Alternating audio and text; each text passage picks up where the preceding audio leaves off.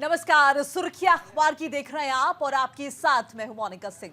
नमस्कार, मैं हूं आपके साथ पूजा अग्रवाल और आप सभी का बहुत बहुत स्वागत है इस खास प्रोग्राम में। शुरुआत पहली खबर के साथ करेंगे। अटल बिहारी वाजपेयी की 100वीं जयंती है आज। पीएम मोदी समेत कई नेता सदैव अटल पर उन्हें श्रद्धांजलि देंगे और दैनिक जागरण में इस खबर को जगह दी गई है। देखिए, भारत रत्न पूर्व प्रधानमंत्री अटल बिहारी वाजपेयी की आज 100वीं जयंती है और इस दिन को आज अटल बिहारी वाजपेयी की याद में सुशासन दिवस के रूप में भी मनाया जाता है। वहीं बीजेपी और उसके एनडीए सहयोगी बुधवार को पूर्व पीएम की 100वीं जयंती धूमधाम से मनाने की तैयारी कर रहे हैं और इस अवसर को राजनीतिक एकता और ताकत के प्रदर्शन के साथ मनाया जाएगा। पूर्व प्रधानमंत्री अटल बिहारी वाजपेयी की आज जयंती है और पूरा देश अपने भारत रत्न अटल को उस आदर्श विभूति के रूप में याद कर रहा है जिन्होंने अपनी सौम्यता, सहजता और सहृदयता से करोड़ों भारतीयों के मन में जगह बनाई है। 1998 के जिस काल में उन्होंने प्रधानमंत्री पद को संभाला था, उस दौर में पूरा देश राजनीतिक अस्थिरता से घिरा हुआ था। तो देखिए, आपको ये खबर भी दिखा रहे हैं और आज वाजपेयी जी का जन्मदिन है और इसीलिए धूमधाम से इसे मनाया जाएगा। आज क्रिसमस भी है। आप सबको क्रिसमस की बहुत सारी बधाइयाँ। तो देखिए, वाजपेयी जी का चूंकि जिक्र कर रहे हैं, पूर्व प्रधानमंत्री अटल बिहारी वाजपेयी की जन्म शताब्दी का मौका है और इस मौके पर बुधवार को न सिर्फ भाजपा बल्कि आरजेडी, माफ कीजिएगा, एनडीए के सभी साथी जो है इकट्ठा होकर उन्हें याद करेंगे। भाजपा अध्यक्ष जेपी नड्डा के आवास पर सभी सहयोगी दलों के नेताओं को आमंत्रित किया गया है। यूँ तो ये एक सामान्य परंपरा है, हर दफा इसे अदा किया जाता है। पिछली बार भी दिल्ली में मौजूद एनडीए सहयोगी जो है वो इकट्ठा हुए थे, लेकिन इस बार अवसर थोड़ा बड़ा है और संदेश भी बड़ा देने की कोशिश होगी, जाहिर है। पिछले दिनों संसद सत्र के दौरान ऐसे कई मसले आए थे जिन पर एनडीए इकट्ठा हुआ और विपक्षी दलों के साथ कहीं ना कहीं वो जो गतिरोध है ना बीच में, वो देखने को मिला और बाबा साहब अम्बेडकर के मुद्दे पर पूरा विपक्ष जो है वो एकजुट नजर आया। अब देखिए, एनडीए के सहयोगी दलों की ओर से उसी दिन एकजुट होकर बात रखी गई थी कि केंद्रीय गृह मंत्री अमित शाह के बयान को तोड़ मरोड़ कर पेश किया जा रहा है। उनकी मंशा ये नहीं थी। एनडीए के कई मंत्री और नेता जो हैं वो प्रेस वार्ता में कांग्रेस को कटघरे में खड़ा कर चुके हैं और इस बीच राहुल गांधी की तरफ से भी लगातार सवाल उठाए जा रहे हैं। अब चूंकि मौका जो है वो है अटल बिहारी वाजपेयी की जन्म शताब्दी का, तो मुझे लगता है कि आज पूजा इस मौके पर जब एक बार फिर से एनडीए के तमाम बड़े नेता इकट्ठा होंगे तो फिर से ये मसला जो है ज़रूर उठेगा, क्योंकि अटल बिहारी वाजपेयी को किसी पर्टिकुलर पार्टी का रिप्रेजेंटेटिव के तौर पर हम नहीं जानते, पूर्व प्रधानमंत्री के तौर पर जानते हैं, एक बड़े नेता के तौर पर जानते हैं, जिनकी छवि अंतर्राष्ट्रीय पटल पर भी जो है बड़ी थी और लोग उन्हें बाकायदा सुनते थे। जब वो संसद में भी बोलते थे, संबोधित करते थे, तो लोग बहुत शांति से बैठ के उन्हें सुनते थे, उनके अंदाज को सुनते थे। बिल्कुल, देखिए, और कहीं ना कहीं आज अटल बिहारी वाजपेयी की जो 100वीं जयंती है, इसे बीजेपी अच्छी तरह से मनाने के लिए तैयार है, क्योंकि अटल बिहारी वाजपेयी जिनका जिक्र करते हुए आपने बताया भी कि उनकी बातों को बड़ी गहराई के साथ सुना जाता था और उनके शासन के उस दौर को जब भी याद किया जाता है तो अच्छे पलों को याद जरूर किया जाता है, क्योंकि अटल बिहारी वाजपेयी ने वाकई देश के लिए वो काम किया, वो बलिदान दिया जिसकी कल्पना कोई नहीं कर सकता है। और देखिए, अमर उजाला ने भी इस खबर को जगह दी है और विस्तार से आज हर एक अखबार में इस खबर को जगह दी गई है। अटल बिहारी वाजपेयी की 100वीं जयंती है और इस मौके पर किसी तरह का भी जो चूक है, हम कह सकते हैं, वो नहीं करना चाहती बीजेपी। सुशासन दिवस के तौर पर इस दिन को आज मनाया जाएगा और न केवल इस संदर्भ में कई अलग अलग कार्यक्रम आयोजित किए गए हैं, बल्कि पूर्व प्रधानमंत्री अटल बिहारी वाजपेयी की 100वीं जयंती के मौके पर प्रधानमंत्री नरेंद्र मोदी बुधवार को मध्य प्रदेश में केन बेतवा नदी जोड़ो राष्ट्रीय परियोजना की आधारशिला रखेंगे। देखिए, आज अटल बिहारी वाजपेयी जी की 100वीं जयंती है और इस मौके पर प्रधानमंत्री नरेंद्र मोदी कई विकासी योजनाओं की सौगात भी देंगे और साथ ही आधारशिला कई परियोजनाओं की रखने वाले हैं। इतना ही नहीं, सुशासन दिवस के तौर पर भी इस दिन को मनाया जाएगा और कोशिश ये की जा रही है कि लोगों को योजनाओं की सौगात देने के साथ जो राष्ट्र का निर्माण और देश का विकास बीजेपी करना चाहती है। जो विजन 2047 है उसमें कहीं ना कहीं आगे भारत बढ़ सके, हर एक व्यक्ति का विकास हो, इस पर भी पूरा जोर दिया जा रहा है। और इससे मध्य प्रदेश और उत्तर प्रदेश के लाखों किसानों को सिंचाई की सुविधा मिलेगी। कई जिलों को साफ पेयजल भी उपलब्ध कराया जा सकेगा। और इस अवसर पर पीएम मोदी एक स्मारक डाक टिकट और सिक्का भी जारी करेंगे। साथ ही 1153 अटल ग्राम सुशासन भवनों की आधारशिला पीएम रखेंगे आज। बिल्कुल, तो देखिए जैसे कि अभी हमने जिक्र किया कि हर अखबार में जगह दी गई है, बड़ी जगह दी गई है, तो यहाँ भी देख सकते हैं कि भारत में सुशासन के राष्ट्र पुरुष की जयंती है। कितनी क्या तवज्जो अटल बिहारी वाजपेयी को हमेशा से दी जाती थी और फिर दी जा रही है। अटल जी लोकतंत्र को समझते थे, वो जानते थे कि लोकतंत्र का मजबूत रहना बहुत ज़रूरी है। और देखिए प्रधानमंत्री नरेंद्र मोदी की बाकायदा यहाँ पर जो है वो किस तरह से बधाइयाँ दे रहे हैं वो भी है। कुछ लाइंस का यहाँ पर जिक्र किया गया है। मैं जी भर जिया, मैं मन से मरूं, लौट कर आऊँगा, कूच से क्यों डरूं। अटल जी के ये शब्द कितने साहसी थे, आज भी लोग इन्हें याद करते हैं। कितने गुण हैं। अटल जी कूच से नहीं डरे, उन जैसे व्यक्तित्व को किसी से डर नहीं लगता था। वो ये भी कहते थे कि जीवन बंजारों का डेरा है, आज यहाँ कल कहाँ कूच है, कौन जानता किधर सवेरा है। अगर आज वो हमारे बीच होते तो वो अपने जन्मदिन पर नया सवेरा देख रहे होते। वो दिन नहीं भूलता जब उन्होंने मुझे पास बुलाकर अंकवार में भर लिया था और जोर से पीठ पर धौल जमा दी थी।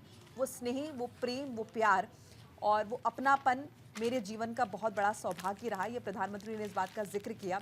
और चूंकि देखिए 25 दिसंबर का मौका है, तो ये दिन भारतीय राजनीति और जनमानस के लिए सुशासन का अटल दिवस है। अटल यानी जिससे कोई अपनी जगह से मूव ना कर सके। आज पूरा देश अपने भारत रत्न अटल जी को उनके आदर्श विभूति के रूप में याद कर रहा है, जिन्होंने अपनी सौम्यता, सहजता और अपने दिल से करोड़ों भारतीयों के मन में जगह बनाई है। पूरा देश उनके योगदान के लिए कृतज्ञ है, उनकी राजनीति के प्रति कृतार्थ है। 21वीं सदी को भारत की सदी बनाने के लिए उनकी एनडीए सरकार ने जो कदम उठाए थे, उसने देश को एक नई दिशा दी, एक नई गति दी। 98 के जिस काल में उन्होंने प्रधानमंत्री का पद संभाला था, उस दौर में पूरा देश राजनीतिक अस्थिरता से घिरा था। 9 साल में देश ने 4 बार लोकसभा के चुनाव देखे थे। लोगों को शंका थी कि ये सरकार भी उनकी उम्मीदों को पूरा नहीं कर पाएगी। और ऐसे समय में एक सामान्य सरकार से आने वाले, माफ कीजिएगा, सामान्य परिवार से आने वाले अटल जी ने देश को स्थिरता और सुशासन का मॉडल दिया। भारत को नव विकास की गारंटी दी थी उन्होंने। वो ऐसे नेता थे जिनका असर, जिनका प्रभाव भी आज तक अटल है, यानी अपने नाम को सार्थक उन्होंने कर दिखाया है। वो भविष्य के भारत के परिकल्पना पुरुष थे। उनकी सरकार ने देश को आईटी, टेलीकम्युनिकेशन, दूरसंचार की दुनिया में तेजी से आगे बढ़ाया, आगे की तरफ मूव कराया। उनके शासनकाल में एनडीए ने टेक्नोलॉजी को सामान्य के दूरदराज इलाकों को बड़ी शहरों से जोड़ने के लिए बहुत सारी कोशिश की और वो कोशिश जो है ज़मीनी स्तर पर कामयाब होती हुई नजर आई। वाजपेयी जी की सरकार में शुरू हुई जिस स्वर्णिम चतुर्भुज योजना ने भारत के महानगरों को एक सूत्र में जोड़ा है, वो आज भी लोगों की स्मृतियों पर अमिट है। तो बहुत कुछ अटल जी के बारे में लिखा है और इसीलिए मैंने भी इस बात का पहले जिक्र किया था कि अटल जी कोई पार्टी को सिर्फ रिप्रेजेंट नहीं करते थे, वो सिर्फ एनडीए को रिप्रेजेंट नहीं कर रहे थे या सिर्फ बीजेपी को रिप्रेजेंट नहीं कर रहे थे, या फिर सिर्फ यूँ नहीं कह सकते कि वो आरएसएस से ताल्लुक़ रखते थे, बल्कि अटल जी भारत के प्रधानमंत्री थे। उन्होंने भारत का नेतृत्व किया है और वो नेतृत्व जो है वो स्वर्णिम अक्षरों में लिखा जा चुका है। आज भी लोग उन्हें याद करते हैं, उनकी कविताओं को भी याद करते हैं। बहरहाल आगे बढ़ जाते हैं और अगली खबर का रुख कर लेते हैं। तो आज जैसे कि जिक्र किया 25 दिसंबर है, रोशनी में नहाए राजधानी के चर्च गिरजाघर, बारिश देख लोग बोले God is happy. Amar Ujala में इस खबर को इंपॉर्टेंस है, नवभारत टाइम्स में भी इसे छापा गया है। किस तरह से चर्च में क्रिसमस की खुशियां आधी रात से ही मनाई जा रही हैं। आधी रात को ही गिरजाघरों में प्रार्थना सभा के साथ केक कटे हैं। सभी गिरजाघरों को क्रिसमस की पूर्व संध्या पर सफ़ेद और लाल ताज़ा फूलों से सजाया गया। शाम होते गिरजाघर रंग बिरंगी रोशनी से जगमगा उठे। आज सुबह 9:30 बजे भगवान यीशु की हिंदी होली मास प्रार्थना के साथ क्रिसमस डे की शुरुआत जो है हो रही है। बिल्कुल देखिए, और दुनिया में जिस तरह से क्रिसमस की धूम है, इससे आज लोगों के चेहरे काफ़ी खुश नज़र आ रहे हैं। क्रिसमस है और इस मौके पर बारिश भी हुई, लोग काफ़ी ज़्यादा खुश हैं। लोगों का ये मानना है, ये कहना है कि बारिश अगर हो गई तो आप मानिए कि गॉड इज़ वेरी हैप्पी, यानी भगवान बहुत खुश हैं और इसीलिए बारिश हुई है। हालांकि देखिए बारिश से हवा बिल्कुल साफ हो गई, पॉल्यूशन में कंट्रोल जो है वो देखने को मिल रहा है और इससे लोग काफी खुश नजर आ रहे हैं। और क्रिसमस के मौके पर दिल्ली सहित देश भर के बाजार और कैफे लोगों के स्वागत के लिए सजकर तैयार है। पहाड़ों में बर्फबारी से पर्यटकों में उमंग नजर आ रहा है। और देखिए क्रिसमस ये एक ऐसा त्योहार हम कह सकते हैं, एक ऐसा त्योहार है जो साल के जाते जाते यानी कि बीतते दौर के साथ और जाते हुए साल के साथ आपको खुशियां देकर जाता है। तो सेलिब्रेशन शुरू हो चुका है और आज सुबह 3 घंटे तक प्रार्थना होगी। लोग सैंटा के साथ सेल्फी ले रहे हैं और सिर्फ चर्च ही क्यों, अगर हम देखें तो बहुत सारे मॉल, शॉपिंग कॉम्प्लेक्सेस जो हैं वो सज चुके हैं और वो वाइब्स जो है वो आपको देखने को मिल रही हैं, जो कि नए साल के जश्न के साथ तक चलेगी। बाकायदा क्रिसमस के वक्त जो है क्रिसमस कैरल की तैयारियां की जाती हैं दिसंबर की शुरुआत से और वो नाट्य रूपांतरण जो है वो हर बार खेला जाता है। आधी रात से शुरुआत हो चुकी है और इसके अलावा देखिए वो रम केक जो बहुत पॉपुलर है वो आज कट किया जाता है। कैंडल जो है कहीं ना कहीं कैंडल जलाई जाती है और प्रार्थना की जाती है। सभी ये प्रार्थना कर रहे हैं देश की शांति के लिए, विश्व की शांति के लिए और सद्भाव के लिए। और उसी कड़ी में इस बार का क्रिसमस भी। चलिए बहरहाल आगे बढ़ जाते हैं और खबरों का रुख कर लेते हैं। बिल्कुल, तो देखिए देश की पहली नदी जोड़ो परियोजना की आधारशिला पीएम मोदी रखेंगे और अमर उजाला में इस खबर को जगह दी गई है। प्रधानमंत्री नरेंद्र मोदी बुधवार को पूर्व प्रधानमंत्री अटल बिहारी वाजपेयी की 100वीं जयंती के मौके पर मध्य प्रदेश में केन बेतवा नदी जोड़ो राष्ट्रीय परियोजना के आधारशिला रखेंगे और ये देश की पहली नदी जोड़ो परियोजना है। इससे मध्य प्रदेश और उत्तर प्रदेश के लाखों किसानों को सिंचाई में सुविधा मिलेगी। मध्य प्रदेश के 10 जिलों के लगभग 44 लाख और यूपी के करीब 21 लाख लोगों को पीने का पानी मिल सकेगा।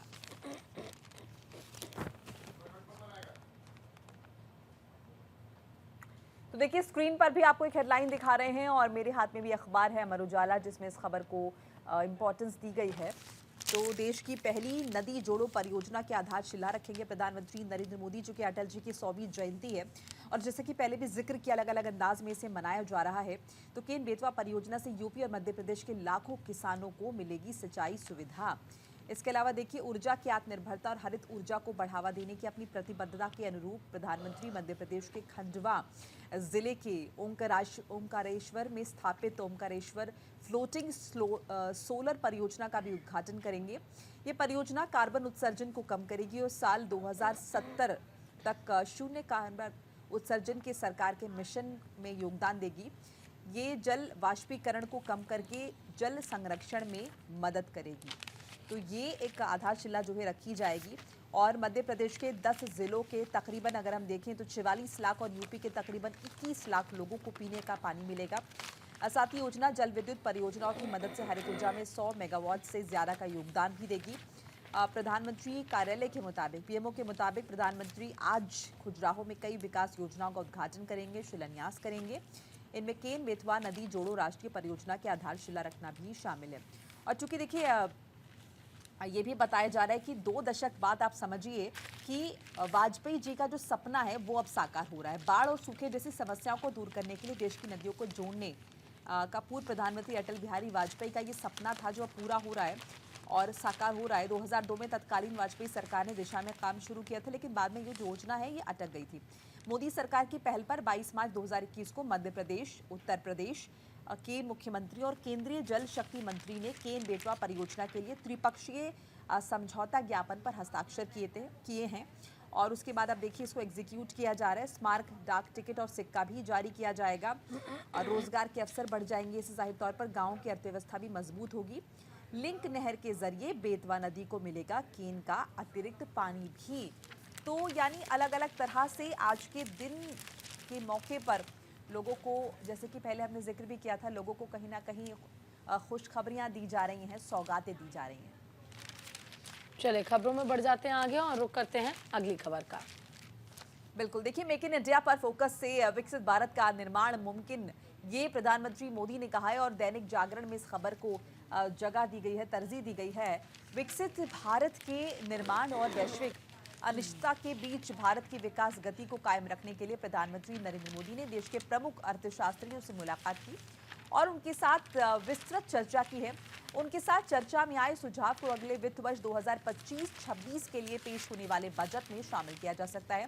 प्रधानमंत्री ने कहा कि विकसित भारत का निर्माण लोगों की मौलिक मनोदशा में बदलाव और मेक इन इंडिया पर फोकस करके ही किया जा सकता है।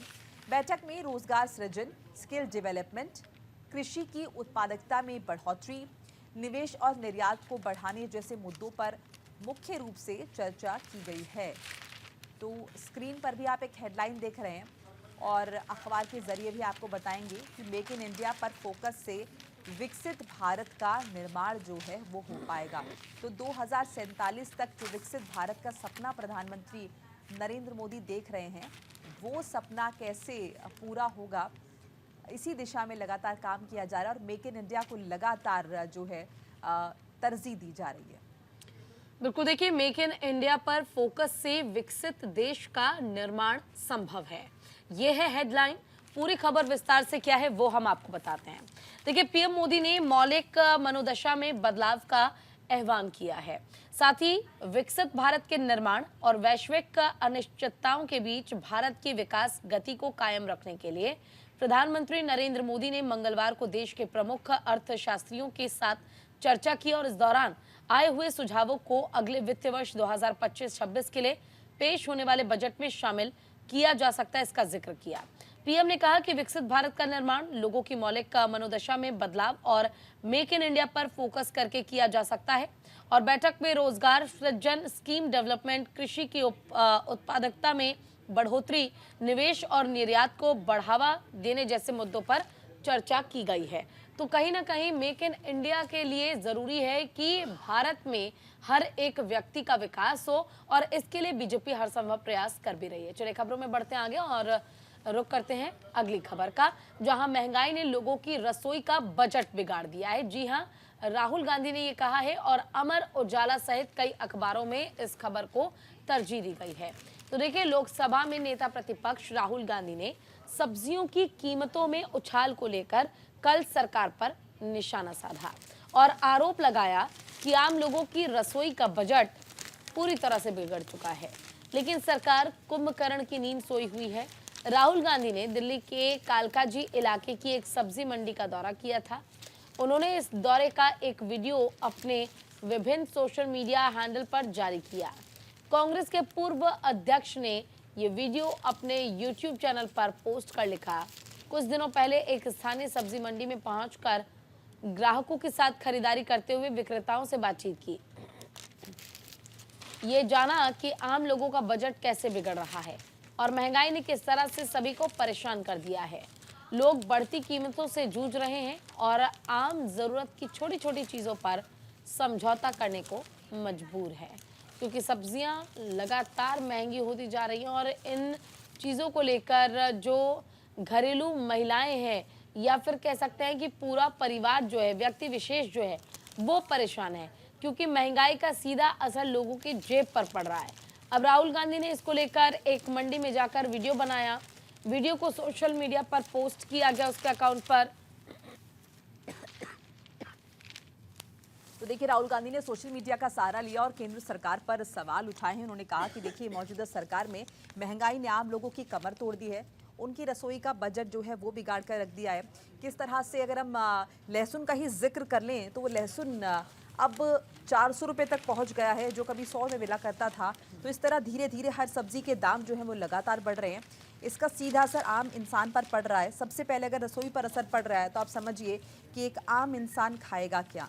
तो इन तमाम बातों का जिक्र राहुल गांधी ने किया और इससे पहले इस बात का हवाला भी उन्होंने दिया कि वो घर बैठकर इन तमाम बातों का जिक्र नहीं कर रहे हैं, बल्कि बाकायदा एक वीडियो उन्होंने अपलोड किया और इस वीडियो में इस बात को हम देख सकते हैं कि किस तरह से राहुल गांधी जो है वो पहुंचे हैं सब्जी मंडी और वहां जाकर उन्होंने जायजा लिया, उन्होंने देखा बाकायदा वो सब्जी मंडी पहुंचे और वहां जाकर उन्होंने जायजा लिया, उन्होंने विक्रेताओं से बातचीत की, उन्होंने वहां जो लोग मौजूद थे जो सब्जियां खरीद रहे उनसे वो मुखातिब हुए और उसके बाद ग्राउंड जीरो पर जाकर उन्होंने समझा कि वाकई में महंगाई जो है अपने चरम पर है। और इसी बात को लेकर उन्होंने निशाना साधा है सोशल नेटवर्किंग साइट के जरिए और मौजूदा केंद्र सरकार को कुंभकर्ण बताया है। कहा कि कुंभकर्ण की नींद ये मौजूदा सरकार जो है वो सो रही है। और सब्जियों के दाम अगर हम देखें, महंगाई ने आम लोगों की कमर तोड़ रखी है, लेकिन केंद्र सरकार अपनी ही राजनीति में, अपने ही मसलों में कहीं ना कहीं उलझी हुई नजर आ रही है। और इन तमाम बातों का जिक्र राहुल गांधी ने किया है। लेकिन राहुल गांधी जो लगातार संविधान के मसले पर निशाना साध रहे हैं, अब धीरे धीरे अगर हम देखें तो वो नेता विपक्ष की भूमिका को भी बखूबी अदा कर रहे हैं और काफ़ी अग्रेसिव होते हुए नजर आ रहे हैं अलग अलग मसलों पर। संविधान का मसला तो हमने देखा ही, लेकिन वाकई में ये जो मसला है महंगाई का मसला, ये वो है जिससे आपका और हमारा तारुफ है, जिसका सरोकार सीधे आम जनता से है। और जब महंगाई का जिक्र होता है तो जाहिर हम समझ सकते हैं कि इस वक्त मौजूदा वक्त में महंगाई किस तरह से अपने चरम पर पहुंच रही है। बिल्कुल, और वक्त यहाँ पे एक बहुत छोटे से ब्रेक का है, जल्द लौटेंगे।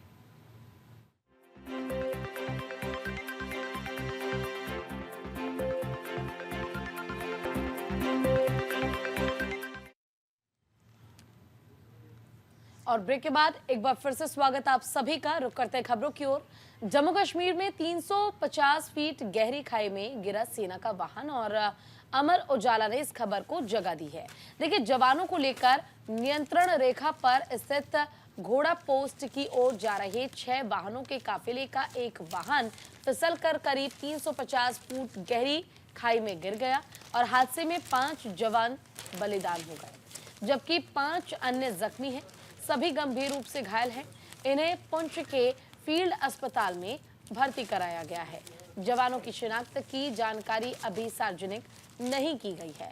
बताया गया है कि 10 जवानों को लेकर 11 मराठा लाइट इन्फेंट्री के 6 वाहनों का काफिला ऑपरेशन ड्यूटी पर जा रहा था।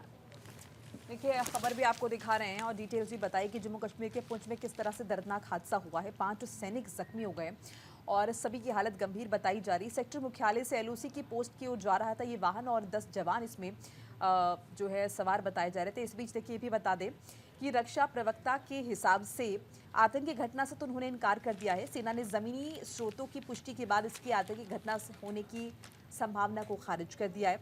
घटनास्थल से तकरीबन 130 मीटर की दूरी पर सेना की चौकी थी और बैकअप वाहन मुश्किल से 40 मीटर की दूरी पर था। हादसे पर उपराज्यपाल ने जो है दुख भी जाहिर किया है और ये भी बता दें कि देखिए 350 फीट गहरी खाई में गिर जाने से 5 जवान जो हैं वो बलिदान हो गए हैं। 5 सैनिक जो है जख्मी हुए हैं और हालत इनकी गंभीर है। फिलहाल इन्हें फील्ड हॉस्पिटल में एडमिट करा दिया गया है पुंछ के। सेना ने फिलहाल हादसे के शिकार जवानों की पहचान जो है सार्वजनिक नहीं की है, लेकिन जैसे कि अभी पूजा ने भी बताया कि किस तरह से ये जा रहे थे और इन जवानों को नियंत्रण रेखा पर बरोई की घोड़ा पोस्ट तक ले जाना था। इस बीच तकरीबन 5:20 पर घरुआ के पास 2.5 टन वाहन के चालक ने नियंत्रण खो दिया और गाड़ी तकरीबन 350 फीट गहरी खाई में गिर गई। हादसे की सूचना मिलते ही सेना और पुलिस की टीम मौके पर पहुंची और रेस्क्यू ऑपरेशन चलाया। सेना की व्हाइट नाइट कोर ने एक्स पर बलिदानी जवानों को श्रद्धांजलि देते हुए लिखा है कि दुर्घटना ऑपरेशनल ड्यूटी के दौरान हुई है। 5 बहादुर सैनिकों की दुखद मौत पर व्हाइट नाइट कोर के सभी रैंक अपनी गहरी संवेदना व्यक्त करते हैं। बचाव अभियान जारी है और घायल कर्मियों को चिकित्सा देखभाल मिल रही है और बाकायदा तस्वीर भी छापी गई है उस दुर्घटनाग्रस्त वाहन की। बहरहाल आगे बढ़ जाते हैं और अगली खबर का रुख कर लेते हैं। वीके सिंह मिजोरम और पूर्व गृह सचिव भल्ला मणिपुर के राज्यपाल बने हैं। अमर उजाला में इस खबर को इम्पोर्टेंस मिली है फ्रंट पेज पर। केंद्र सरकार ने कल शाम को 3 राज्यों में नए राज्यपाल नियुक्ति किए, जबकि 2 राज्यों में राज्यपालों की अदला-बदली की गई। पूर्व गृह सचिव अजय कुमार भल्ला को मणिपुर का राज्यपाल और पूर्व सेना प्रमुख वीके सिंह को मिजोरम का नया गवर्नर बनाया गया है। इसके अलावा डॉक्टर हरी बाबू कंभमपति को ओडिशा का राज्यपाल नियुक्त किया गया है। उधर बिहार और केरल के राज्यपालों की अदला बदली हुई है। केरल के मौजूदा राज्यपाल आरिफ मोहम्मद खान को बिहार का और बिहार के मौजूदा राज्यपाल को केरल भेजा गया है। बिल्कुल, देखिए, और अमर उजाला में इस खबर को फ्रंट पेज पर जगह दी गई है। वीके सिंह मिजोरम और पूर्व गृह सचिव भल्ला मणिपुर के राज्यपाल बनाए गए हैं। 3 राज्यपाल बदले गए, 2 नए बनाए गए हैं। आरिफ मोहम्मद को बिहार भेजा गया, वहीं रघुवर की छुट्टी कर दी गई है। केंद्र सरकार ने मंगलवार को 2 राज्यों में नए राज्यपाल नियुक्त किए हैं, जबकि 3 राज्यपाल बदल दिए गए हैं, जिसमें से 2 नए राज्यपाल हैं। मोदी सरकार के पिछले दोनों कार्यकाल में मंत्री रहे और पूर्व सेना प्रमुख जनरल डॉक्टर वीके सिंह को मिजोरम और पूर्व केंद्रीय गृह सचिव अजय कुमार भल्ला को हिंसाग्रस्त मणिपुर का राज्यपाल नियुक्त किया गया है। और डॉक्टर वीके सिंह गाजियाबाद के पूर्व सांसद हैं। असम के राज्यपाल लक्ष्मण प्रसाद आचार्य मणिपुर का अतिरिक्त प्रभार अब संभाल रहे थे। असम मेघालय कैडर के 1984 बैच के सेवानिवृत्त IAS अधिकारी भल्ला सबसे अधिक समय 5 साल तक केंद्रीय गृह सचिव रहे और राष्ट्रपति भवन से जारी अधिसूचना के अनुसार केरल के राज्यपाल आरिफ मोहम्मद खान को बिहार का राज्यपाल बनाया गया है। खान मूल रूप से बुलंदशहर के रहने वाले हैं। बिहार के राज्यपाल रहे राजेंद्र विश्वनाथ आर्लेकर को केरल की जिम्मेदारी दी गई है और मिजोरम के राज्यपाल डॉक्टर हरिबाबू कंभमपति को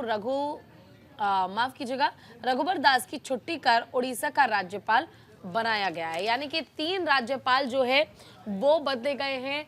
3 राज्यों में नए राज्यपालों की नियुक्ति की गई है, जिसमें से कि 2 नए राज्यपाल हैं और एक फिर से पुराना चेहरा ही रिपीट किया गया है। चले खबरों में बढ़ते हैं आगे और रुख करते हैं अगली खबर का। अंबेडकर पर भ्रम फैलाने के लिए कांग्रेस और सपा देश से माफी मांगे और दैनिक जागरण में इस खबर को जगह दी गई है। आपको बता दें कि उत्तर प्रदेश के मुख्यमंत्री योगी आदित्यनाथ ने बाबा भीमराव अंबेडकर विवाद को लेकर कांग्रेस पर पलटवार किया है। सीएम योगी ने कहा कि कांग्रेस और अन्य विपक्षी दल अनैतिक आचरण कर बाबा साहब भीमराव अंबेडकर को लेकर भ्रम फैलाने का काम कर रहे हैं। बाबा साहब का बड़ा योगदान है। बाबा साहब संविधान के शिल्पी थे और हर भारतीय उनके प्रति सम्मान रखता है। साथ ही उन्होंने कहा कि बीजेपी ने अंबेडकर के सपने पर काम किया है। देखिए, अब जैसे कि कल ही कहा जा रहा था कि तमाम जो भारतीय जनता पार्टी शासित राज्य हैं, वहाँ के जो मुख्यमंत्री हैं वो प्रेस कॉन्फ्रेंस करेंगे और अंबेडकर मसले पर विपक्ष पर प्रहार करेंगे। तो उसी कड़ी में योगी आदित्यनाथ ने प्रेस कॉन्फ्रेंस की है और आड़े हाथों लिया है विपक्ष को, कांग्रेस पार्टी को खास तौर से, और कहा है कि अंबेडकर पर भ्रम न फैलाएं और समाजवादी पार्टी और कांग्रेस पार्टी जो है इसके लिए देश से माफी मांगे। उन्होंने कहा कि कांग्रेस ने तो हमेशा से बाबा साहब का अपमान किया है, समाजवादी पार्टी का भी कुछ ऐसा ही इतिहास रहा है। निशाना साधा और कहा है कि कांग्रेस का इतिहास दलितों को वंचित रखने का रहा है। तत्कालीन प्रधानमंत्री जवाहरलाल नेहरू नहीं चाहते थे कि बाबा साहब संविधान समिति का हिस्सा बने। यूपीए सरकार में बाबा साहब के चित्र को नेहरू द्वारा कोड़े मारते दिखाया गया था। इसके लिए तत्कालीन मानव संसाधन मंत्री कपिल सिब्बल को माफी मांगनी पड़ी थी। अंबेडकर को लेकर भ्रम फैलाने के लिए कांग्रेस और समाजवादी पार्टी को देश की जनता से माफी मांगनी चाहिए।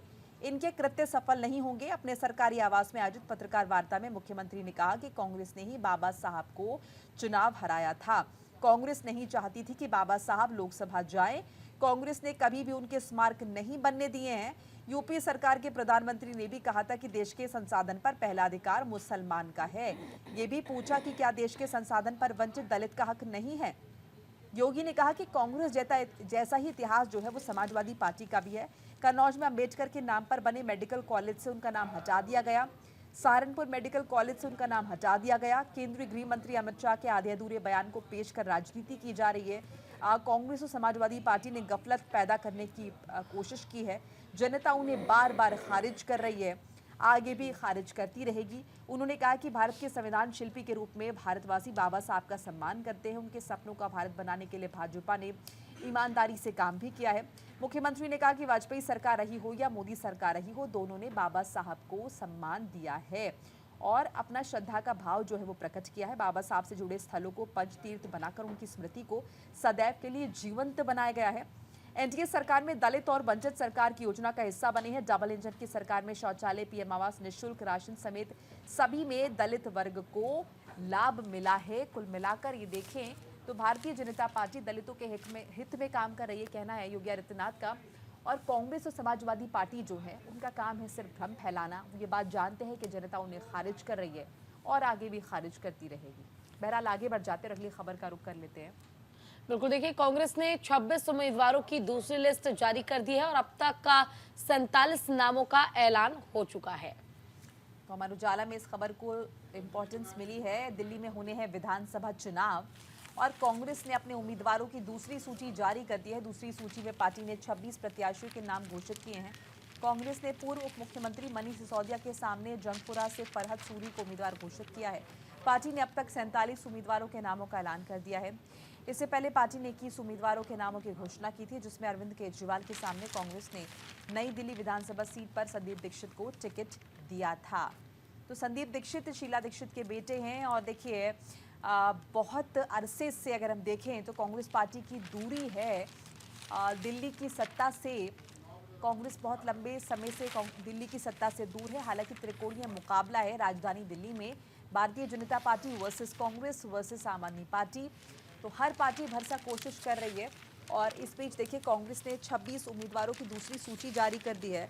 अब तक 47 नामों का ऐलान हो चुका है। कुल 70 विधानसभा है राजधानी दिल्ली में और इस बीच देखिए लगातार कैंडिडेट्स के नाम का ऐलान जो है वो भी किया जा रहा है। कांग्रेस लगातार ये कोशिश कर रही है कि उन चेहरों को जनता के बीच उतारा जाए जिन पर जनता जो है ट्रस्ट कर सके और जनता उन्हें चुन सके, ताकि दिल्ली विधानसभा में कांग्रेस पार्टी का रिप्रेजेंटेशन हो।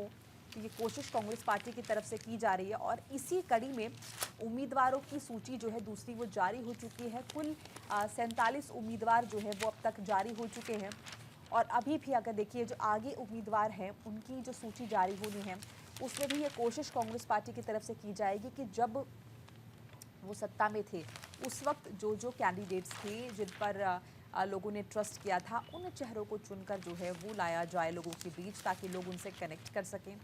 और जिस तरह से कांग्रेस की कोशिश आपने देखा कि न्याय यात्रा भी निकाली जा रही थी और ज़्यादा से ज़्यादा लोगों से 1-to-1 किया जा रहा था, डोर टू डोर कैंपेन किया जा रहा था, लोगों को अपने विजन के बारे में बताया जा रहा था। तो ऐसे कैंडिडेट्स जो लोगों के बीच अपनी पैठ बना सकते हैं, अगर उन्हें टिकट दिया जाएगा तो जाहिर है कामयाबी मिलेगी और हो सकता है कि कांग्रेस अपना जो वोट बैंक है, अपना जो जनाधार है जो कहीं खो चुका है, उसे धीरे धीरे वापस लाने की कोशिश में आगे बढ़ते हुए। बहरहाल आगे बढ़ जाते हैं और अगली खबर का रुख कर लेते हैं। तो देखिए ये तो अभी हमने जिक्र किया कि दिल्ली में किस तरह से चुनाव होने हैं, लेकिन इस बीच देखिए राजेंद्र नगर विधानसभा क्षेत्र में केजरीवाल ने सीएम आतिशी के साथ योजना का शुभारंभ भी कर दिया है और 24 घंटे पेयजल देने की फिर से घोषणा की है। दैनिक जागरण में इस खबर का जिक्र है, नव भारत टाइम्स में भी छापा गया है। तो कोशिश की जा रही है और आम आदमी पार्टी जो है वो योजनाओं का ऐलान कर रही है। और ये देखिए राजेंद्र नगर के 500 घरों में 24 घंटे पानी मिलेगा पीने का, साफ पानी। ये अरविंद केजरीवाल को याद आया है क्योंकि चुनाव होने हैं। चुनाव से पहले आम आदमी पार्टी के राष्ट्रीय संयोजक अरविंद केजरीवाल मतदाताओं को अपने पाले में खींचने के लिए एक ही बाद एक का ऐलान कर रहे हैं। इसी क्रम में उन्होंने कल राजेंद्र नगर की कॉलोनी में नल से पानी पीकर 24 घंटे पानी सप्लाई की शुरुआत की। इससे कॉलोनी के 500 घरों को फायदा होगा। उन्होंने वादा किया कि बहुत जल्द पूरी दिल्ली में 24 घंटे पानी की सप्लाई होगी। इस पानी की व्यवस्था को लेकर उन्होंने अपना प्लान भी बताया। उन्होंने कहा कि केजरीवाल जो कहता है वो करता है, मैं जुमले या झूठे वादे नहीं करता हूँ। बिल्कुल, देखिए 24 घंटे पेयजल देने की फिर से घोषणा कर दी गई है दिल्ली के सीएम पूर्व सीएम अरविंद केजरीवाल की ओर से। देखिए राजेंद्र नगर विधानसभा क्षेत्र में केजरीवाल ने मुख्यमंत्री आतिशी के साथ योजना का शुभारंभ किया और केजरीवाल ने माना 2020 में घोषित इस योजना में विभिन्न कारणों से देरी हुई है। 24 घंटे पानी देने के लिए 1250 एमजीडी पानी चाहिए। अगले कुछ सालों में हम इसे भी पूरा कर लेंगे और ये कार्य जरूर होगा। देखिए पिछले 2 चुनाव में दिल्ली को 24 घंटे पानी उपलब्ध कराने के चुनावी मुद्दे की आम आदमी पार्टी ने फिर घोषणा की है। आपने विधानसभा चुनाव से ठीक पहले दिल्ली वालों को टोटी में स्वच्छ और 24 घंटे पेयजल उपलब्ध कराने की बात कही है। राजेंद्र नगर विधानसभा क्षेत्र के पांडव नगर डीडीए फ्लैट में आप संयोजक अरविंद केजरीवाल ने मुख्यमंत्री आतिशी के साथ इस योजना का शुभ आरंभ किया है और इस विधानसभा क्षेत्र में 500 घरों के लिए इस योजना की शुरुआत की गई और इस दौरान राजेंद्र नगर से विधायक दुर्गेश पाठक समेत अन्य लोग मौजूद रहे और साथ ही ये वादा किया गया कि अब अगर इस बार एक बार फिर से चौथी बार आम आदमी पार्टी की सरकार बनी तो हर हाल में लोगों के घर में 24 घंटे पानी उपलब्ध लोगों को कराया जाएगा। पानी की जो मारामारी आपने इस साल देखी या हर साल आप देखते हैं, वो मारामारी अब आपको नहीं देखने को मिलेगी। केजरीवाल ने इसे दिल्ली में जल क्रांति की शुरुआत बताया। उन्होंने कहा कि बिजली के बाद अब 24 घंटे पानी का वादा भी पूरा हम करके रहेंगे। यहाँ केजरीवाल ने एक घर में जाकर टोटी से पानी पिया। उन्होंने कहा कि उनके पास इस योजना को पूरा दिल्ली में लागू करने का ब्लूप्रिंट तैयार हो चुका है और दिल्ली को 24 घंटे पानी देने के लिए 1250 एमजीडी पानी चाहिए। अगले कुछ सालों में ये लक्ष्य हासिल कर लेने का केजरीवाल ने दावा किया है। कहा है कि पहले 60% दिल्ली में टैंकरों से पानी जाता था। हमने 10 साल में 97% दिल्ली में पाइपलाइन से पानी पहुंचाया है। इतना ही नहीं, केजरीवाल ने कहा कि 2020 के चुनाव में मैंने लोगों से वादा किया था कि पूरी दिल्ली में अगले चुनाव तक यानी 2025 तक 24 घंटे पानी हम देंगे। इसमें थोड़ी सी देरी जरूर हुई है क्योंकि बीच में 2.5 साल कोरोना आ गया और उसके बाद इन्होंने 2 से 2.5 साल हम पर फर्जी केस लगाए। हमारी टीम तितर बितर हो गई।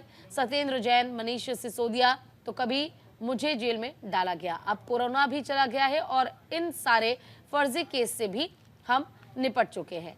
आज जो ये शुरुआत हुई है, अब ये योजना पूरी दिल्ली में बहुत तेजी से बढ़ेगी। उन्होंने कहा कि साल 2015 में जब हमारी सरकार बनी तब दिल्ली में हर दिन 900 एमजीडी पानी शोधित होता था। आज इसे 1000 एमजीडी तक पहुंचाया गया है। दिल्ली में 1250 एमजीडी पानी की जरूरत है, यानी कि जल्द से जल्द लोगों को घर घर जो जल पहुंचाने की योजना है सरकार की या जो वादा है सरकार का, उसे पूरा कर लिया जाएगा। और किसी भी कीमत पे अब अगर आम आदमी पार्टी की सरकार बनी तो दिल्ली की जनता को पानी के लिए तरसना नहीं पड़ेगा। चले खबरों में बढ़ जाते हैं आगे और रुक करते हैं अगली खबर का। बारिश से हवा साफ हो गई है, ग्रैब 4 की रोक हट गई है। तो नवभारत टाइम्स, दैनिक जागरण ने इस खबर को तरजीह दी है। क्रिसमस और न्यू ईयर से पहले दिल्ली एनसीआर के लोगों के लिए बड़ी राहत मिली है। दिल्ली एनसीआर में कल शाम को ठंडी हवा के साथ बूंदाबांदी शुरू हुई। तो देखिए, बारिश हुई है और बारिश से ठंड बढ़ी है तो हवा भी साफ हुई है और इसीलिए ग्रैब 4 की रोक जो है वो हट गई है। तो क्रिसमस और नए साल से पहले दिल्ली एनसीआर के लोगों के लिए बड़ा तोहफा आप इसे कह सकते हैं। बड़ी बात है, बड़ी खुशखबरी है। दिल्ली में हुई बारिश से प्रदूषण कम होने लगा है और ग्रैब 4 की जो बंदिश है उसे हटा लिया गया है। मंगलवार को commission for air quality management की सब कमेटी की मीटिंग हुई है। उसमें बताया गया है कि AQI का स्तर जो है सोमवार रात से ही कम हो रहा था। मंगलवार शाम 4 बजे AQI 369 था। मौसम विभाग ने बताया कि आने वाले दिनों में हवाएं तेज रहेंगी, प्रदूषण का स्तर बेहद खराब ही बना रहेगा।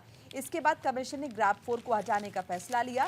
ग्रैब 4 प्रदूषण की हेल्थ इमरजेंसी में लगाया जाता है जब AQI 450 या इससे ज्यादा हो। सभी एजेंसियों को सख्त हिदायत दी गई है। ग्रैब 1, 2, 3 के नियमों का सख्ती से पालन करें। बुधवार को कई जगहों पर घना कोहरा रह सकता है, यानी कि आज आसमान साफ रहेगा। बारिश की संभावना तो नहीं नजर आ रही है और गुरुवार से शनिवार तक बारिश का अनुमान है। सबसे ज्यादा बारिश हो सकती है फ्राइडे को, ये प्रेडिक्शन मौसम विभाग की तरफ से किया गया है।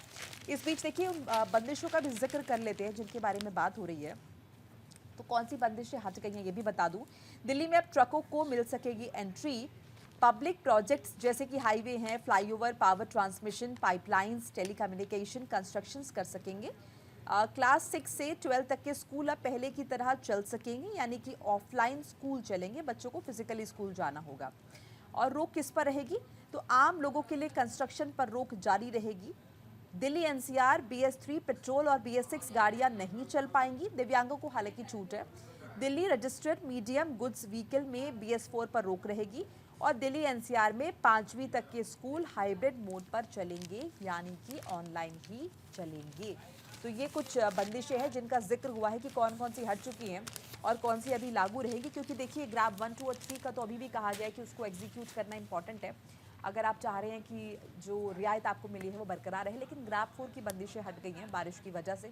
हालांकि मौसम में ठिठुरन आपको और देखने को मिलेंगी, हवाएं और तेज़ होंगी, जैसे कि जिक्र किया कि फ्राइडे को बारिश जो है वो काफ़ी हो सकती है। बहरहाल आगे बढ़ जाते हैं, मौसम के बाद अगली खबर का रुख कर लेते हैं। फर्जी दस्तावेज बनाकर बांग्लादेशियों को दिल्ली बसाने वाले गिरोह का खुलासा। 12 गिरफ्तार किए गए हैं। अमर उजाला में इस खबर को फ्रंट पेज पर इंपॉर्टेंस दी गई है। राजधानी दिल्ली में अवैध रूप से रह रहे बांग्लादेशी नागरिकों की पहचान करने के लिए चलाई जा रही है एक अभियान। और इस मुहिम के बीच दक्षिण जिला पुलिस के वाहन चोरी निरोधक दस्ते ने बांग्लादेशियों का फर्जी भारतीय दस्तावेज बनाने वाले एक सिंडिकेट का भंडाफोड़ कर बड़ी उपलब्धि हासिल की है। पुलिस ने इस मामले में 12 आरोपियों को गिरफ्तार किया है, जिनमें 7 भारतीय नागरिक हैं। इनमें फर्जी दस्तावेज बनाने, आधार ऑपरेटर, वेबसाइट डेवलपर और एजेंट शामिल है। ये भारतीय ही बांग्लादेशी नागरिकों के फर्जी भारतीय दस्तावेज बनवाकर बांग्लादेशी नागरिकों के अवैध प्रवासन को बढ़ावा दे रहे थे। फर्जी दस्तावेज बनाने के लिए आरोपियों ने 2023 में जनता प्रिंट्स .साइट नाम से फर्जी वेबसाइट बना रखी थी। बिल्कुल, देखिए, फर्जी दस्तावेज बनाकर बांग्लादेशियों को दिल्ली में बसाने वाले गिरोह का खुलासा हो गया है। 12 लोगों को गिरफ्तार इस पूरे मामले में किया गया है। देखिए, आरोपियों में 5 बांग्लादेशी हैं और 7 स्थानीय लोग हैं। फर्जी आधार कार्ड, मतदाता पहचान पत्र सहित कई दस्तावेज इनसे बरामद किए गए हैं। पूरी खबर क्या है? फर्जी आधार कार्ड, मतदाता पहचान पत्र और अन्य दस्तावेज बनाकर बांग्लादेशियों की घुसपैठ कराने वाले गिरोह का पर्दाफाश करते हुए पुलिस ने 12 आरोपियों को गिरफ्तार कर लिया है। बांग्लादेशी नागरिकों को ये गिरोह भारत में बसाने तक का ठेका लेता था। गिरफ्तार आरोपियों में 5 बांग्लादेशी हैं और 7 स्थानीय व्यक्ति पाए गए हैं। मामले की जांच के लिए पुलिस की एक टीम बांग्लादेश गई। दक्षिणी दिल्ली के पुलिस उपायुक्त अंकित चौहान ने बताया कि आरोपियों से बांग्लादेशी पहचान पत्र और जन्म प्रमाण पत्र बरामद किए गए हैं। उन्होंने बताया कि 21 अक्टूबर को संगम विहार में हुई सेंटू शेख की हत्या की जांच करते हुए पुलिस ने आरोपियों तक पहुंचने का काम किया और पुलिस ने बांग्लादेशी नागरिक मिदुल मियां उर्फ आकाश अहमद, फरदीन अहमद उर्फ अभी अहमद को उनकी पत्नियों के साथ गिरफ्तार किया है। पूछताछ में इन्होंने खुलासा किया कि उनका पड़ोसी सेंटू छोटी छोटी बातों को लेकर काफी उन्हें धमकाता था। जांच में पता चला कि आरोपी अवैध रूप से भारत में घुसे थे और कई साल से संगम विहार में रह रहे थे। सेंटू के घर से 21 आधार कार्ड, 4 मतदाता पहचान पत्र और 8 पैन कार्ड बरामद अब तक किए जा चुके हैं और इसके बाद आगे की जो परतें हैं वो खुलती चली गई। पुलिस ने रोहिणी सेक्टर 5 में कंप्यूटर सेंटर चलाने वाले साहिल सहगल को गिरफ्तार किया। साहिल ने पुलिस को बताया कि सेंटू के जरिए उसके पास घुसपैठ कर आए बांग्लादेशी फर्जी दस्तावेज बनवाने के लिए आते थे और साहिल फर्जी जन्म प्रमाण पत्र बनाता था और फिर आधार बनाने के लिए रंजीत को भेज देता था। रोहिणी सेक्टर 7 में रंजीत अपने साथी अफरोज के साथ फर्जी जन्म प्रमाण पत्र के जरिए आधार कार्ड बना देता था और अफरोज रोहिणी स्थित कर्नाटक बैंक में अधिकृत आधार ऑपरेटर हैं। पुलिस ने रंजीत और अफरोज को गिरफ्तार कर लिया है। उपराज्यपाल वीके सक्सेना के आदेश के बाद पुलिस राजधानी में बांग्लादेशियों और रोहिंग्याओं की पहचान के लिए विशेष ऑपरेशन चला रही है। लगातार अभियान जो है वो चलाया जा रहा है ताकि इससे ये मालूम चल सके कि जो रोहिंग्या हैं, बांग्लादेशी है, जो घुसपैठिए हैं, जो भारत में आकर धीरे धीरे शरण ले रहे हैं और यहाँ की चीज़ों पर अपना अधिकार जमाते जा रहे हैं, उन घुसपैठियों के खिलाफ सख्त से सख्त कार्रवाई हो सके। फिलहाल 12 लोगों को जरूर गिरफ्तार किया गया है, लेकिन अब और लोगों की गिरफ्तारी की जो प्रक्रिया है वो लगातार जारी है, क्योंकि इस पूरे मामले में एक के बाद एक बड़े लेवल पर लोग शामिल हैं। तभी बांग्लादेशियों को भारत में लाकर उनका जो फेक डॉक्यूमेंट है, यानी कि गलत और झूठे दस्तावेज तैयार किए गए हैं, फिर चाहे वो जन्म प्रमाण पत्र हो या फिर आधार कार्ड ही क्यों ना हो, और फर्जी डॉक्यूमेंट के आधार पर उन्हें भारत में रहने की इजाजत, अनुमति मिल पा रही है। इसीलिए इस पर कार्रवाई लगातार की जा रही है। चलिए खबरों में बढ़ जाते हैं आगे और रुक करते हैं हम अगली खबर का। बिल्कुल, देखिए, यौन उत्पीड़न, तेजाब हमले की पीड़िताओं का मुफ्त इलाज न करना अपराध है, ये हाईकोर्ट ने कह दिया है। अमर उजाला में इस खबर को फ्रंट पेज पर इंपॉर्टेंस है। दिल्ली हाईकोर्ट ने अहम फैसले में कहा कि सरकारी या निजी अस्पतालों की जिम्मेदारी है कि वो इन महिलाओं का इलाज करे। बिल्कुल, देखिए, यौन अपराध, तेजाब हमले या इस तरह के अन्य अपराधों की पीड़ितों का इलाज करने से इनकार अस्पताल नहीं कर सकता और ऐसी पीड़िताओं को मुफ्त इलाज मुहैया कराना अपराध नहीं है। अभी अस्पताल ऐसी पीड़िताओं का मुफ्त इलाज करे, अन्यथा आपराधिक कार्रवाई का सामना करने के लिए तैयार रहे। जस्टिस प्रतिभा एम सिंह और जस्टिस अमित शर्मा की पीठ ने दुष्कर्म, सामूहिक दुष्कर्म, तेजाब हमले, यौन उत्पीड़न की शिकार नाबालिग और इस तरह के अन्य अपराधों की पीड़िताओं के मामले में कई दिशा निर्देश जारी किए हैं। तो देखिए, बहुत बड़ी और बहुत इंपॉर्टेंट खबर है कि यौन उत्पीड़न, तेजाब हमले की पीड़िताओं का मुफ्त इलाज न करना ये अपराध है। तो इसके लिए आपको भी जागरूक होने की जरूरत है। खुद हाईकोर्ट ने कहा है ऐसे मरीजों से पहचान पत्र नहीं मांग सकते हैं आप। इलाज से अगर मना कर दिया तो रिपोर्ट भी दर्ज हो जाएगी आपके खिलाफ। दिल्ली हाईकोर्ट ने अहम फैसले में कहा कि सरकारी या निजी अस्पताल यौन अपराध, तेजाब हमले या इस तरह के अन्य अपराधों की पीड़िताओं का इलाज करने से इनकार नहीं कर सकते हैं। ऐसी पीड़िताओं को मुफ्त इलाज मुहैया नहीं कराना आप एक अपराध है। सभी अस्पताल ऐसी पीड़िताओं को मुफ्त इलाज करें, अन्यथा आपराधिक कार्रवाई का सामना करने के लिए तैयार रहें। जस्टिस प्रतिभा एम सिंह और जस्टिस अमित शर्मा की पीठ ने दुष्कर्म, सामूहिक दुष्कर्म, तेजाब हमले, यौन उत्पीड़न की शिकार नाबालिग और इस तरह के अन्य अपराधों की पीड़िताओं के मामले में दिशा निर्देश जारी किए हैं। अदालत ने कहा कि कानून होने के बावजूद पीड़ितों को मुफ्त चिकित्सा हासिल करने में मुश्किल पेश आती है। पीठ ने कहा कि जब भी अपराधों का कोई पीड़ित किसी चिकित्सा सुविधा संस्थान, जांच प्रयोगशाला, नर्सिंग होम, अस्पताल, स्वास्थ्य क्लिनिक, फिर चाहे वो सरकारी या निजी, संपर्क करता है तो उसे मुफ्त चिकित्सा उपचार दिए बिना नहीं लौटाया जाएगा। हाईकोर्ट ने कहा कि पीड़िताओं को इलाज से इनकार करना अपराध है। सभी डॉक्टर्स इस बात को समझ लें। सभी अधिकारी, प्रशासन, नर्सेज, पैरामेडिकल कर्मियों को इस बारे में सूचित कर रहे हैं। और इसके साथ ही पीठ ने यौन अपराध की शिकार एक पीड़िता की तत्काल जांच और इलाज का आदेश दिया है। कोर्ट ने कहा कि जरूरत पड़ने पर पीड़िता का HIV या अन्य किसी भी तरह का यौन संचारित रोग का इलाज भी करना होगा। जब कोई पीड़िता आपात स्थिति में अस्पताल लाई जाती है तो संस्थानों को उनके परिचय पत्र नहीं मांगने चाहिए।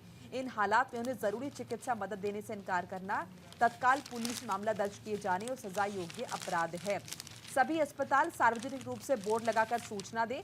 कोर्ट ने सभी अस्पतालों की एंट्रेंस, रिसेप्शन और प्रमुख स्थानों पर अंग्रेजी और स्थानीय भाषा में बोर्ड लगाने का निर्देश दिया है, जिसमें ऐसे पीड़ितों के लिए मुफ्त चिकित्सा उपचार के बारे में जानकारी होगी। तो ये काफ़ी अहम है और अदालत ने कहा कि आपको मुफ्त इलाज मिलेगा। तो कहीं ना कहीं ये काफ़ी अहम खबर हो जाती है और इसके लिए जागरूकता के लिए भी एक अहम कदम उठाया गया। पूजा, जिस तरह से कहा गया कि बोर्ड्स आप लगाएं ताकि लोग ज़्यादा से ज़्यादा जागरूक हो सकें। बिल्कुल, और इसी के साथ फिलहाल के लिए सुर्खियां अखबार के इस खास बुलेटिन में इतना ही। नमस्कार। नमस्कार।